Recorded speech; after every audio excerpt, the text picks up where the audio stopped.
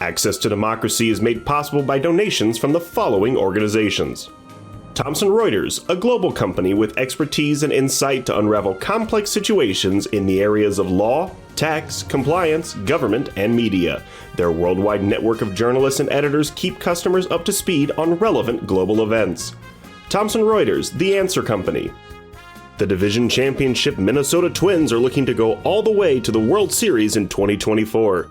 Bolstered by inspirational shortstop Carlos Correa, a healthy Brian Buxton, and rookie phenom Royce Lewis, plus a pitching staff led by Pablo Lopez and an outstanding bullpen featuring Johan Duran, the Twins are the best bargain in the major leagues, and Target Field is the best venue in baseball. Sheridan Dulas & Kins, PA, a family and criminal defense law firm, has been serving clients in Dakota County and throughout Minnesota for over 40 years. Ranked a Tier 1 Best Law Firm by U.S. News & World Report every year since 2009, Sheridan Dulas & Kins are here to help you in your most difficult life circumstances. Established in 2007, 45th Parallel Spirits was among the first 50 micro-distilleries in the United States. Based in New Richmond, Wisconsin, all aspects of production occur at our facility. If you're interested in visiting and learning more about the 45th Parallel Distillery, please check our website and plan a visit to tour our facility and taste our spirits. Truestone Financial, with locations in Minnesota and Wisconsin, has proudly served its members since 1939. Truestone engages, educates, and supports its members to ensure they have the tools to empower their financial well-being. Truestone Financial, your neighborhood credit union. Learn more at truestone.org.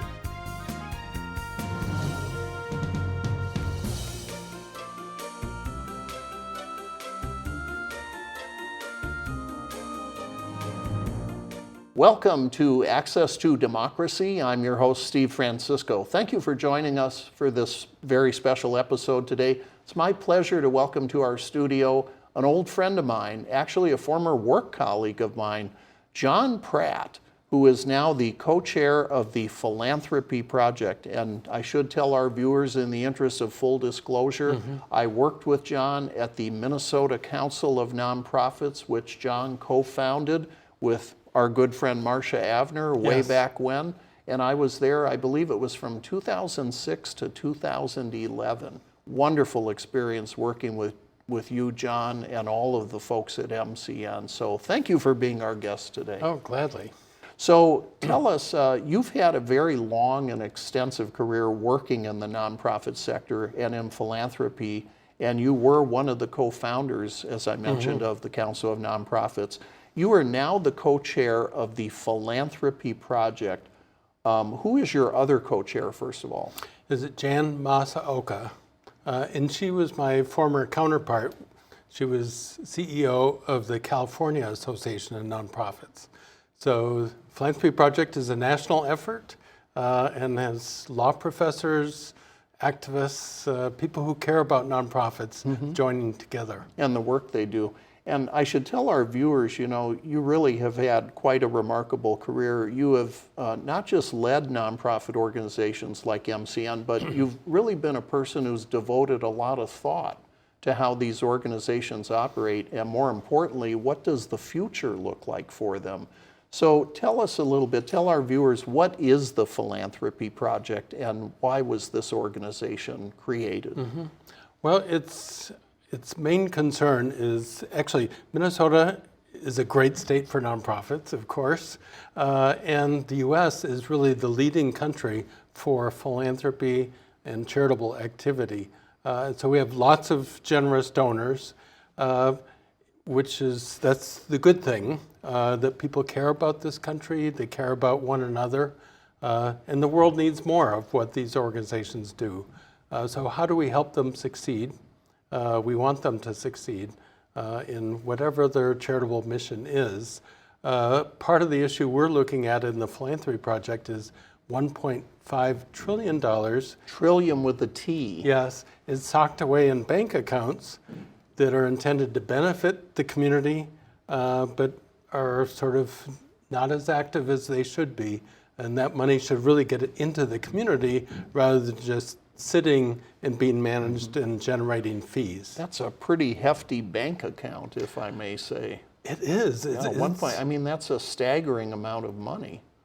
And it's growing tremendously. And so the irony is that Americans are more generous than ever, but a lot of their money is now being, about 40% is going into these accounts rather than into direct work in the current time. And certainly there are very real needs we see around everything from food security to housing to childhood health. And especially as we see cutbacks at the federal level, the efforts to abolish entire departments and agencies that are helping people. Yeah, so we're going to explore this a little further. I want to go back, you know, whenever I've thought, and I, as I mentioned, worked in the nonprofits with you and other organizations I've been associated with, I always think of the book Democracy in America by Alexis de Tocqueville, who was a Frenchman who observed that when Americans see a problem, I'm paraphrasing him here, he basically said they create a committee. They get together and create a community to address public needs or public problems. Again, paraphrasing what the thrust of his book was. And it seems that's really what the core is of nonprofits and philanthropy, to try to address unmet needs that either can't or aren't being addressed by government. Yeah, and that it would be plain citizens who take this up, and plain citizens who, you know, we, in a democracy, we believe in voting, we believe in serving on juries, and we also believe that citizens have the right to form organizations, to join with one another. And one thing that was interesting about Tocqueville is he was comparing it to the old regimes of Europe, where it was the aristocracy or the crown that would create the organizations or the entities, whereas, and he thought it was curious in the U.S. Citizens doing it. Just plain people, and sometimes having great causes, sometimes small causes. The group that he was most intrigued by was the anti-temperance movement, where people joined together to convince one another not to drink. And Tocqueville thought, well, if you don't want to drink, why don't you just not drink? Not drink. Why would you form an organization? What a radical idea. Yeah. So let's go back to, you were mentioning this really kind of eye-popping figure of 1.5 trillion in assets that foundations are basically sitting upon. Now, you know, we'll delve into this in more detail, but there are some particular terms that your website uses and that you talk about, and I want you to give us a quick definition because viewers may not be familiar with the term. One of which that you often see in philanthropy is what are called donor-advised funds, or DAVs. What are donor-advised funds? It's an account set up within a public charity. So it could be a community foundation, but some of them are large sort of commercial brokerage houses where you can make a contribution, get an immediate charitable tax deduction, and then the money lands in this account, and then you can designate at some point in the future where the funds go. The problem we see with these DAFs is that the money is sitting there. So now it's 250 billion is sitting in these DAFs, and that's a piece of the money we'd like to see in more active circulation. With private foundations, years ago, many of them basically did nothing with their money. They were just accumulating and were they getting that tax advantage? Yes, they had the tax advantage. They were paying no taxes themselves, but had no payout requirement. So an earlier Congress in 1969 created a 5% payout requirement. That does not apply to these DAF accounts, the DAF accounts. So that's one other thing that really needs to be changed by Congress. Which is a core reason that the Philanthropy Project has been created, to try to bring awareness to this issue. Yeah, and our tagline is that charitable funds should benefit the public. So you've already gotten a tax preference or a tax advantage. It shouldn't be only to your advantage. It really should benefit people in the community. Right. And we should perhaps elaborate a little bit on why government grants that tax advantage, because foundations may be doing work that otherwise the government might be doing at an expenditure to the public treasury. In this case, we give that tax advantage to donors because of the work they are doing for the public good. Isn't that right? Yes, and that, really, I think people have learned, through years of democracy, that we want this kind of mixed system of business, government, and a healthy nonprofit sector. And the most successful democracies, you think of everything from England to Canada to Australia. Western Europe. Yeah. Yes, have some kind of non-governmental or nonprofit sector where people can join together. Your website specifically notes, and I'm going to quote here from it, quote, "The financial services industry has grown to exert a powerful influence over regulation and reporting of these funds." Do you believe that the financial services industry is working to actually impede the distribution of these funds held by foundations? Are they actually trying to prevent them from spending money, or is it just more perhaps a matter of there isn't a regulatory requirement that makes us spend the money by a certain date? Yeah, it is. Yeah, Do we know? It's hard to say about motive, but there is a dynamic. So the largest of these donor-advised fund charities is Fidelity Investments Charitable Fund. The second is Vanguard. The third is also up in the list, T. Rowe Price, and also Charles Schwab. Now, the irony is these are four of the largest charities in the United States. It used to be the largest charities were United Way of America, Catholic Charities, Lutheran Social Service. Now it's Goldman Sachs, Fidelity, Vanguard, Charles Schwab. And so they're accumulating these funds, and there is a dynamic. So if people have investment funds, like if you have a 401k, you like to see it grow. So you put money in and you see it grow both by your contributions and by the investment returns. Well, it turns out the same dynamic can occur with these DAF funds. People like to see them grow, they don't like to see them shrink. So there's kind of an unfortunate psychological disadvantage of, maybe I'm waiting for the perfect gift, the perfect contribution. I like it. And even the fact that the money is just sitting there is kind of proof of my generosity. So the payouts are slim and less than they should be. And then the Wall Street firms actually benefit from charging fees to the accounts. It's really interesting you drew that contrast between who the largest charitable firms are now compared to who they used to be, because I must say, just to editorialize for a moment, I don't think of Charles Schwab and these other big financial powerhouses necessarily in terms of their charitable work. So it really raises the question about the changing nature of philanthropy too, and what donors expect when they make donations or contributions. Yeah, and it gets at the real underlying question is, well, who's benefiting from this? And we want the community to benefit, people in need, really the future of this country, not sort of Wall Street firms. And it's fine for them to participate, but they're not the intended beneficiary. And let's be very clear, they don't work for free managing money. Nobody does. They charge these fees that are recurrent, that occur every year, and they're sometimes related to the size, well, they are related to the size of the amount of money that they are managing. So it's not, if it's not being distributed to accomplish the public good and is simply sitting there, your concern obviously is these fees are increasing. Yes. And the money that's, in business, they would call this the trapped value problem. So if a business has a sort of a profit opportunity, but doesn't expend the funds to actually do it, that's considered trapped value. And the business really is underperforming. Well, the same is true of charitable funds.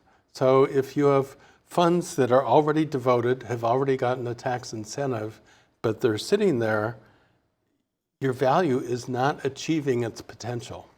So it's a type of waste.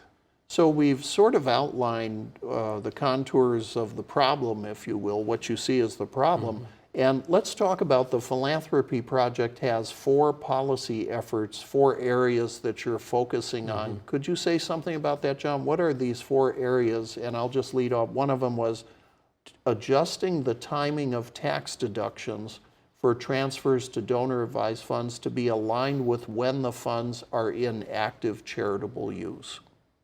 And this was, perhaps a mistake made by the Internal Revenue Service. So the current policy is if you contribute money into a DAF account, you get an immediate tax deduction, regardless of when it goes into public benefit or is a contribution to a charitable organization or activity. Whereas if they had instead say, yes, you can make a contribution into this account, but only when it gets to a food shelf or a community clinic or to the end recipient, yes, if you will. That's when the public benefit occurs. Yeah. And do I understand correctly, Jon, that currently there is no requirement in law when that money has to be distributed? That's right. That's the core of the problem on your first policy point. The second one that you raise in your organization's website, restrict private foundation to donor-advised fund transfers from counting toward the 5% payout and extending reporting requirements on destinations and use of funds, sort of related to what you were talking about.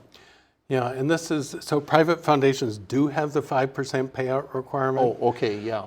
But there's kind of an end run, is they put it into a DAF and then that they get like a fresh start, that there's no payout requirement.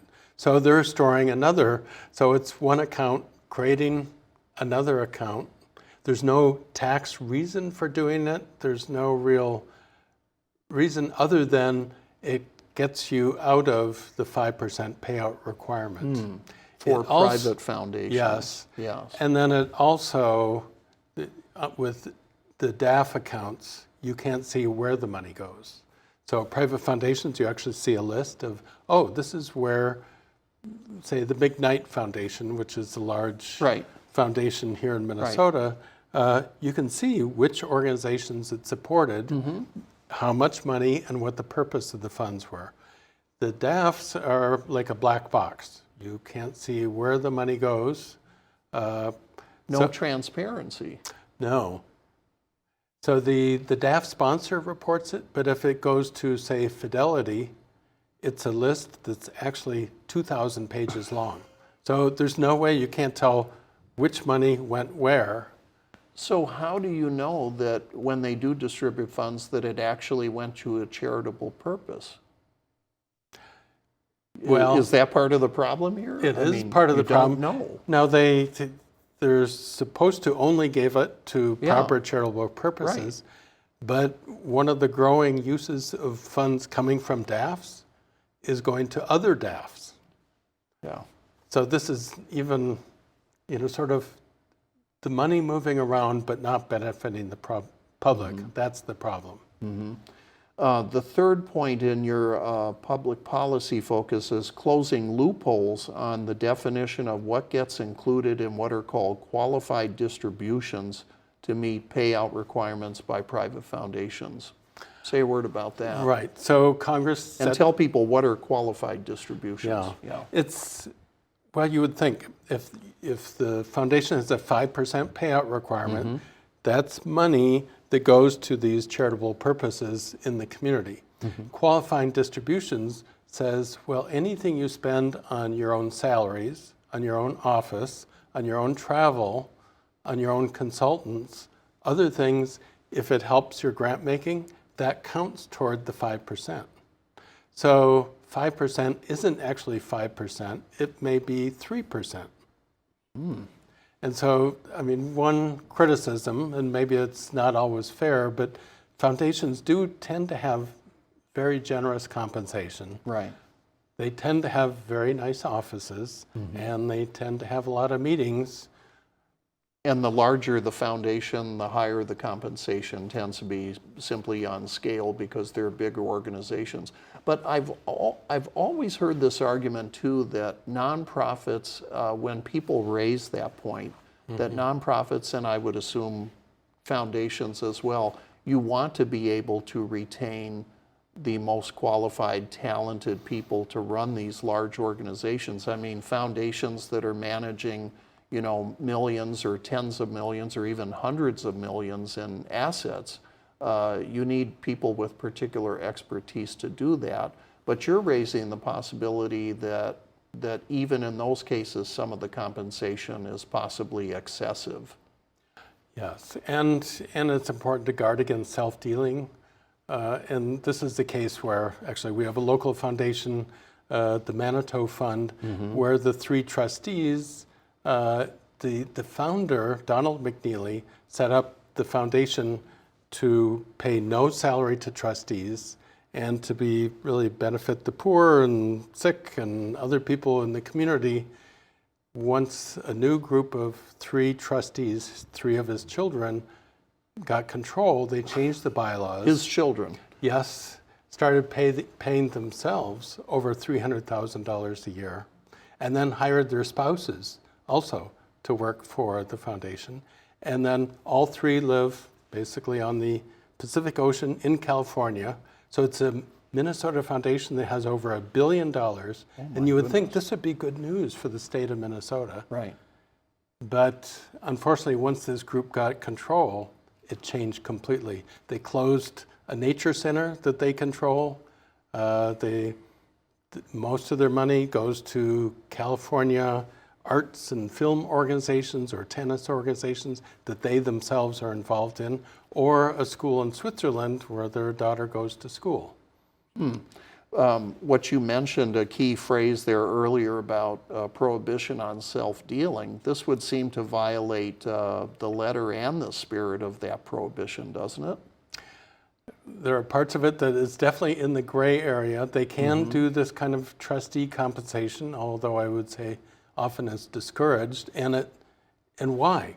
The irony is that their father wanted this money to benefit the community, and got a huge charitable deduction when his estate was transferred into the foundation. If he wanted to give the money to his children, he could have. In fact, he was very generous with his children. Foundations, are they regulated by the Secretary or the Attorney General, the Attorney General's office in the states, the way nonprofits are subject to the regulation of either Secretary of State or the Attorneys General in the different states? Yeah, it's slightly different than the way they treat other sort of public charity nonprofits. So it's kind of parallel jurisdiction, both the Internal Revenue Service, and so they have to file tax filings with the IRS, and they file those same tax filings with the Minnesota Attorney General, who oversees charitable trusts. Are the issues that you're raising, John, are they now just coming on the radar of attorneys general and secretaries of state, people who are in a position at the state level to regulate some of this activity? Or is this really something that requires a federal solution at the congressional level? I would say mostly... Or both, maybe a little of both. Well, it requires active oversight, and AGs paying attention, and they have considerable power to make sure charitable assets are used properly. And I would say the IRS needs tighter authority, but of course now with the current administration, the IRS is losing resources and dismissing staff. Thousands of employees. Yeah, so it's going to be hard for them to do their job, even to just know, are people complying or not? And we should say, too, that depending who the Attorney General is, I know here in Minnesota, our Attorney General, Keith Ellison, there have been a few cases where he has not been hesitant to shut down operations, nonprofits, or charities, so-called charities, that are engaged in fraud, that are fraudulent activities. Yes. So there has been an awareness of that they have that authority, and certain attorneys general have used that authority. Yeah, some of the interesting cases one was the Bremer Trust case. Right. which was Worked its way through the courts a few years ago. yeah, and one trustee was removed for improper actions. So we're down to about 4 minutes, John, and I just want to circle back. Is there particular federal or state legislation that is being drafted or that you're starting to flesh out? What direction would you like to see this go in terms of the issues that you've identified? Yeah, well, of course, Congress works very slowly. If at all. Yes.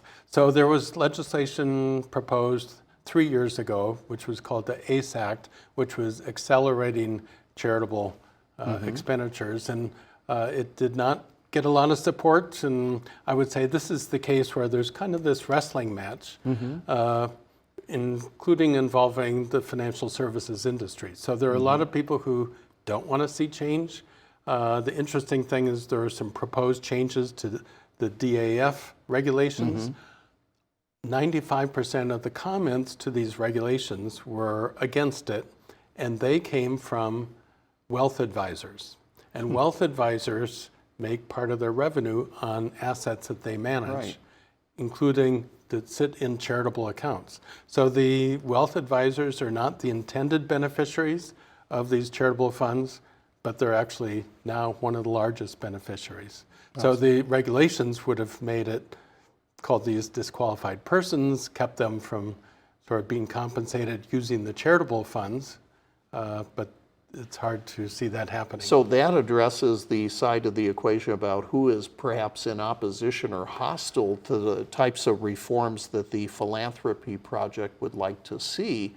Who's in support of them other than yourself? What other organizations or people might we know that are supportive of your goals for reform?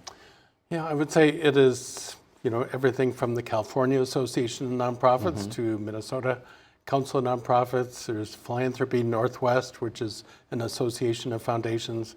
But this is a case where sometimes people are laying low because they don't want to offend their donors.